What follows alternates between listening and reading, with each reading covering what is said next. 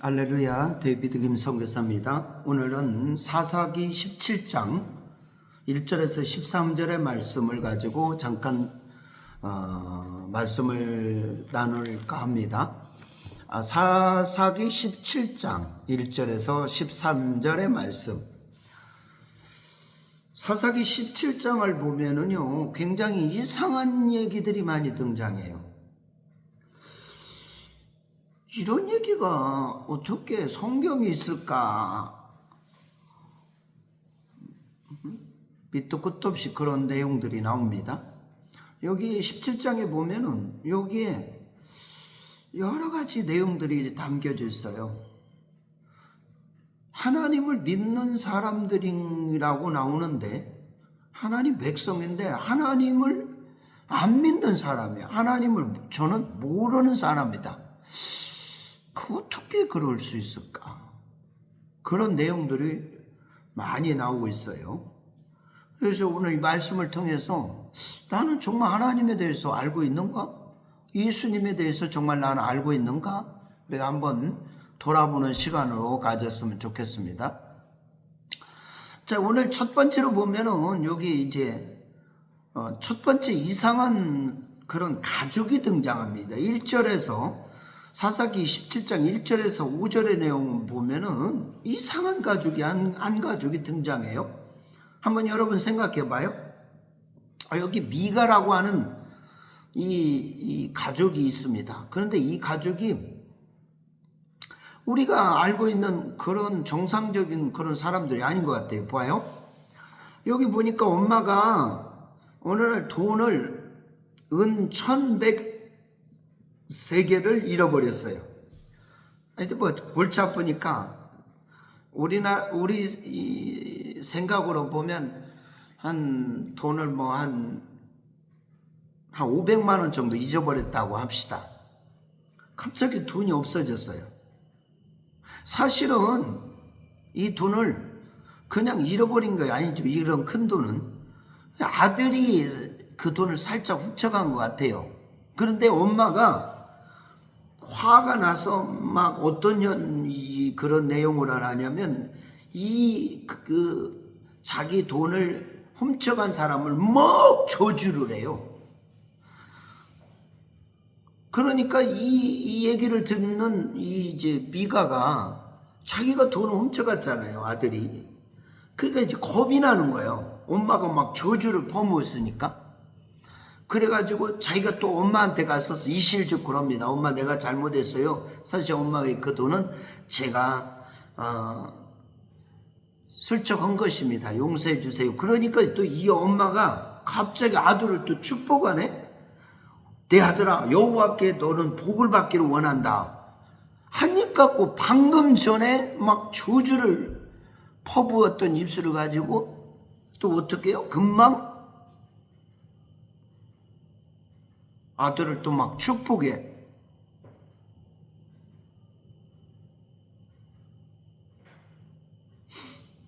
그러면서 또 한 가지 가구 아닌 것은 뭐냐면 여기 이제 이 돈을 내가 하나님의 은혜로 이 돈을 찾았으니까 이 돈을 하나님께 드려야 되겠다. 그렇게 얘기를 하는 거예요. 근데 하나님께 드리는 방법을 내가 이 돈을 의미 있게 써야 되겠다. 하나님 앞에 거룩하게 드려야 되겠어. 어떻게? 이걸 가지고 신상을 만들어 갖고 은으로 신상을 만들어서 하나님께 바쳐야 되겠다. 그래 가지고는 이 은을 세공하는 자들에게 맡겨 갖고 신상을 만들었어요. 신상. 그리고 자기 집에다 데려놓네. 그리고 어떻게 하냐? 자기 집에 아들을 하나 세워갖고 그 제사장으로 삼았어요. 그리고서는 뭐야? 이제 우리 가정에 하나님의 축복이 오길 것이다 라고 그렇게 여기는 거예요. 여러분, 참 이거 정말 어이가 없지 않습니까? 이게 이스라엘 백성이라고 하는 사람들이 하는 짓이에요. 지금 돈을 잊어버리니까 막 서슴없이 저주를 때려. 혹시 우리들이 이런 모습으로 살아가고 있지 않습니까? 내 입에서 막 저주가 나오고 막 우리 그러지 않습니까? 혹시 그리고 갑자기 또 아들이 그런 일을 보니까 막 갑자기 또 하나님의 이름으로 축복을 해. 그러니까 도대체 이 사람이 정말 하나님을 믿는 사람인지 아닌지 모르겠어요. 뭐 변덕이 죽을 듯 들지 않는 거, 자기가 기분이 좋으면 막 그냥 하나님의 이름으로 축복하고, 자기가 기분이 안 좋으면 하나님의 이름으로 저주를 하고, 뭐 이런 모습으로 지금 살아가고 있어요. 이게 지금 어떻게 보면 이게 교회의 멤버들의 모습이에요. 신자들의 모습이에요, 지금 이 사람이. 그리고는 어떻게 하나님께 거룩히 드린다고 우상을 끌어들여갖고 자기 집에다 우상을 만들고, 또 거기에 또 하나님 그 제사장을 세워놓는데 자기 아들을 데려다 놓고. 그러니까 이거는 뭐 하나님의 그런 나라에 대한 그런 개념 자체가 없어요, 이 사람은. 그리고는 이제 하나님이 되게 복 주실 걸. 우상을 만들어 놓고 우상에 이제 경배를 하면서 하나님이 내게 복을 주실 것이다. 그렇게 지금 하고 있는 거거든요. 근데 또한 또 이상한 사람이 또 등장해요. 7절에 13절에 보니까 이상한 네위 사람이 하나 등장해요. 근데 이 사람이 떠돌아다니는 네위인이에요.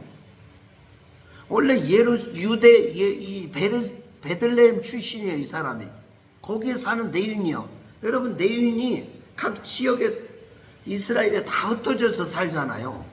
그러나 이 네위인은 기업을 갖지 않고 거기에서 성전을 봉사하거나 그 중에 제사장이 있거나 뭐 그러면서 자기 그 하나님의 일을 하면서 살아가는 거예요. 네위인은 자기 집을 떠나면 안 되죠, 원래. 그곳을 떠나면 안 돼요. 아무렇게나 이스라엘 사람들은 막 떠나서 돌아다니면서 사는 게 아니에요. 자기 집화 땅이 있고, 또 네위 사람들은 거기 머무는 곳이 있어요. 근데 이 사람은 유다 베들레헴 출신인데 지금 막 떠들어 막 방황하며 다니는 거예요. 이게 네위인인데. 그래가지고 어디까지? 에브라임 산지까지 도착했어요. 이 소명이 없는 목회자의 모습을 보고 있어요. 자기가 뭐를 해야 되는지 아무것도 모르는 거예요, 지금. 그리고 막 떠돌아다니는 거, 떠돌아다니는 거. 자기 원래 하나님의 부르심을 잊어버리고. 혹시 이 말씀을 듣는 목회자 중에 혹시 이런 사람 있는지 한번 생각해봐요. 내가 해야 될 일이 뭔지를 몰라. 본문이 뭔지를 잊어버리고 막 떠돌아다니고 있어.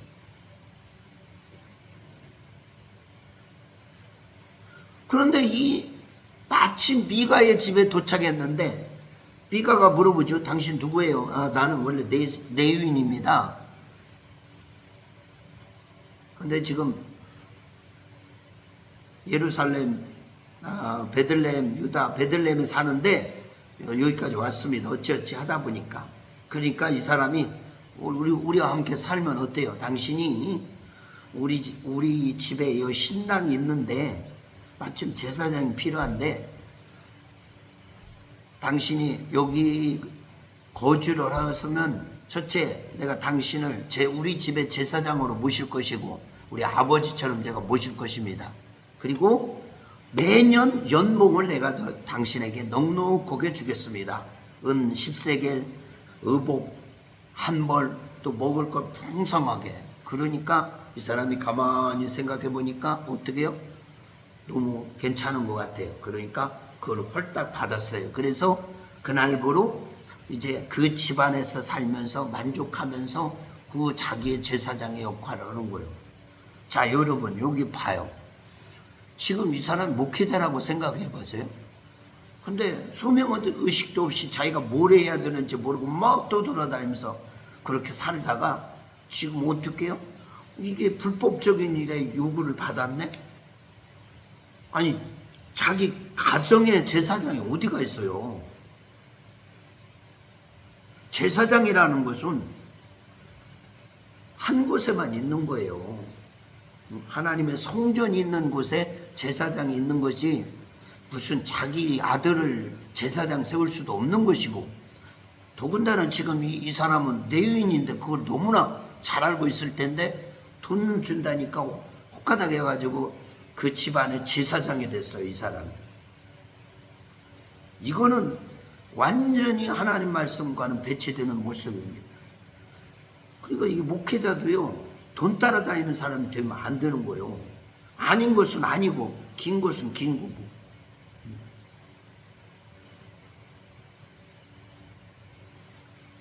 얼마 전이 아니죠. 10년도 더 된 얘기인데, 한국에 있을 때 이렇게 목회자 안수 주는데 좀 와서 같이 안수 좀 줬으면 좋겠다. 목사 안수 줄 때. 그럼 내가 물어봤더니 그 사람이 어떤 사람입니까? 근데 목사 줄 자격이 안 되는 거예요. 내가 봤을 때. 평신도로 있다가 갑자기 뭐 2년도 안 돼갖고 목사 안수를 준다는 거예요. 그럼 난 못하겠다 했어요.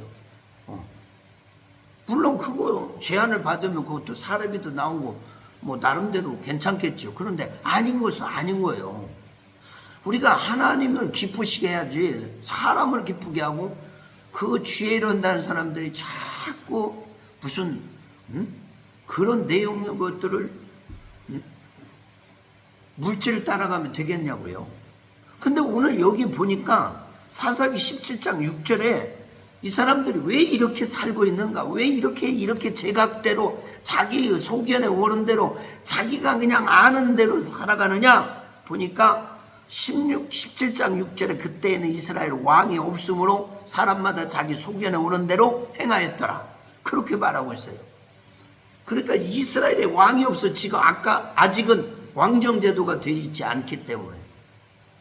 근데 이 말은 무엇이냐? 영적 지도자가 없단 말이에요. 자기를 컨트롤할 사람이 없어. 자기 스승이 없기 때문에 자기가 그냥 옳은 대로 하는 거예요. 우리가 신앙생활 하면서도요, 나름대로 신앙생활 하는 사람들이 있습니다. 나는 이게 옳은 것 같아. 하고 자기가 생각하는 대로 그냥 신앙생활을 그렇게 해요. 그러면서 하나님이 기뻐하는 기뻐하시고 하나님이 복 주실 거라고. 성경하고는 아무 상관도 없는 삶이에요. 오늘 여기 보세요. 오늘 이 미가의 집에 엄마 안에 이 또 미가가 이 집안에 하나님이 기뻐하시는 축복이 가겠습니까? 도대체 어떻게 이렇게 해놓고 하나님의 축복을 받겠다고 생각하고 하나님께 거룩하게 돈을 드렸다고 하고 이 짓거리를 해놓고 막 좋아해. 그리고 이제 미가의 이 내유인까지 받아들이니까 이제는 뭐 하나님 더 건축 왜 거림집겠지. 자기 아들을 제사장으로 세우니까 조금 그랬을 것 같아요. 근데 이제 정식으로 제사장 레위 사람이 왔으니까 이제는 그 됐다라고. 뭘 돼요 되게. 이렇게 하고 어떻게 하나님 믿는 사람이라고 하겠어요? 제일 중요한 게 뭐냐? 예수 믿는 사람이 자기 생각대로 예수 믿는 사람. 그래서 신앙의 연조라는 게 상당히 중요한 거예요. 옛날에 제가 신학교 다닐 때 보면은 예수 믿은 지 얼마 안 돼가 목사가 된 사람이 있어요. 뭐 타종교에서 이렇게 막 뭐 중이든지 그런 사람, 무당이었던 사람, 그런 사람이 갑자기 은혜 받아갖고 목회자가 된 사람들이 있어. 위험한 거예요. 왜? 그 기간이 상당히 돼야 돼요. 어느 정도 하나님에 대해서 알고 그 다음에 하나님 말씀에 대해 어느 정도 알아야지. 자기 소견에 오른 대로 그냥 자기가 알고 있는 하나님이 주시는 대로 뭘 줘 주기는. 그 위험한 거예요. 우리에게는 주신 하나님 말씀이라는 게 있어요. 이 말씀대로 우리는 살아가야 돼. 아무리 내가 옳은 것 같아도 말씀을 들여다봐서 이게 잘못됐다면 바꿔야 되는 거예요. 내 생각대로 내 속에는 옳은 대로 오면 안 돼요. 여러분 열왕기 4장에 보면은 나만 장군이라는 사람이 나오잖아. 그 사람이 불치병을 받았어요. 갖고 있어요. 그래서 어떻게 해요? 그 자기 병을 고치려고도 안 돼. 그 나라 아람 나라에서 최고의 장군이고 지금 제일 잘 나가는 사람. 그런데 병을 고칠 수가 없어. 그러니까 자기 계집종 하나 잡아온 이스라엘에서 잡아온 그 여자의 그 얘기를 귀담아 듣고 이스라엘에 우리 선지자 앞에 가면 우리 주인님의 병이 나을 것 같습니다. 그래서 그걸 어떻게 해요? 그 말을 듣고 왕에게 요청해서 막 바리바리 싸들고 군사들과 함께 가잖아요. 근데 뭐요? 엘리사가 나와보지도 않고 요단강에 7번 씻어라 그렇게 하잖아. 그러니까 그때 나오는 말이 내 생각에는 막 내 생각에는 마중 나올 것이 내 생각에는 있던데 차라리 나는 우리 나라에 있는 강에 가서 목욕을 하면 어찌 이런 대우를 받으면 되겠느냐. 그때 그 중들이 뭐라고요? 한번 더 해봅시다. 내 생각을 내려놓읍시다. 그래서 내 생각을 내려놓으니까 하나님 말씀대로 하니까 선지자의 말대로 하니까 병이 치료되고 어린 살처럼 그렇게 회복되는 역사가 있는 거예요. 그러면 우리 생각을 내려놓고 하나님 말씀대로 살아가야죠. 예수 믿는다고 해놓고 예수에 대해서 몰라. 하나님 말씀을 읽어보지 않고 하나님의 말씀을 대해서 들어보지 않았기 때문에 자기 속에는 오른 대로요. 그래서 우리 주변에 스승이 있어야 되는 거예요. 우리 방송에서도 보면은요, 어떤 연예인이 막 나와갖고 막 성경을 가르치는 사람이 있어요. 근데 조금 조심스러워. 나 유심히 보고 있어, 그 사람을. 누구라고는 않겠는데. 왜? 그 사람 스승이 누군지를 모르겠다 이 말이에요. 자기 소견에 오는 대로 오는 건 이거 똑같은 거예요. 내가 생각할 때 이렇게 하면 하나님 기뻐한다. 내 생각에는 이것을 하나님께 거룩히 드려야 되겠다. 하나님하고 완전히 상관없는 삶이에요, 그게. 목회자도 마찬가지예요. 먹을 것 따라서, 입을 것 따라서 태우고, 이렇게 하면 인기를 끌고, 이렇게 하면 돈이 나오고, 이렇게 하면 명예가 따른다. 그래서 쫓아가는 거는 그건 목회자가 아니에요. 목회자는 그렇게 하면 안 되는 거예요. 오늘 제사장은 그렇게 해서 되는 게 아니에요. 하나님 말씀에 근거해서 하나님이 지시하는 대로 하나님을 위해서만 하는 거지. 사람을 위해서 어떤 일을 충성합니까? 안 되죠, 이거는. 자기 소견에 오는 대로 행하였더라, 사람마다. 왜? 그때는 이스라엘에 왕이 없었기 때문에. 여러분 주변에 여러분을 지도하는 사람이 있습니까? 여러분 생각대로 하고 있지 않습니까? 그냥 여러분이 하고 싶어 하는 대로 하는 거 아니에요? 하나님이 뭐 직통 계시를 이렇다고 따라서 한다면 그것도 위험한 거예요. 내가 보는 환상, 내가 보는 꿈, 비전, 하나님 누가 귀에서 속삭인다면 그런 모든 것들은 뭐냐? 누군가 나에게 컨트롤을 해줄 수 있어야 돼요. 선생이 있어야 되는 거예요. 하나님 말씀을 비춰봐서 이게 옳은 겁니다. 당신 이것은 안 됩니다. 라고 얘기할 수 있어야 되는 거예요. 근데 이게 안 됐다. 그러면 안 되는 거예요. 자, 말씀을 마무리해 볼게요. 그때는 이스라엘 왕이 없으므로 사람마다 자기 소견에 오른 대로 행하였더라. 17장 6절을 머릿속에 메모라이트 저장을 해야 됩니다. 자기 생각대로, 자기 기준대로, 자기 방식대로 신앙생활하는 거 이거 아닙니다. 하나님을 믿는다고 하지만, 예수 믿는다고 하지만 겉으로 예수만 나타내고 예수만 딱 포장해 놓고 내 마음대로 하고 있지 않냐 이거예요. 진짜 신앙생활은 뭐냐? 하나님 말씀을 따라가는 거예요. 절대로 내 생각대로 하는 것이 아닙니다. 내 속에는 오는 대로 오는 것이 아니에요. 오늘 여러분이 사사기 17장을 반복해서 읽어보세요. 여러 번 읽어보세요. 혹시 내가 이러고 있지는 않는가? 내 생각에 내 소견대로 신앙생활하고 있지는 않은가? 주일 성수, 새벽기도, 헌금생활, 11조, 봉사, 전도, 그 모든 것이 똑같은 거예요. 내 마음대로 하는 거 아니에요. 하나님의 법에 있는 대로만 하는 거예요. 하나님이 하라고 하면 하는 거고 하지 말라고 하는 것은 하지 않는 거예요. 정확히 우리는 잣대가 하나님의 말씀입니다. 내 속에 오른 대로 하는 것은 필시 망할 일입니다. 절대로 그 하나님이 기뻐할 수가 없어요. 이 말씀을 잘 귀담아 듣고 믿음으로 우리 한번 이렇게 어리석은 사람 되지 말고 하나님이 진짜 기뻐하는 진짜 크리스찬, 믿음의 사람, 그런 사람이 되기를 예수님의 이름으로 축원을 드립니다. 할렐루야. 기도하겠습니다.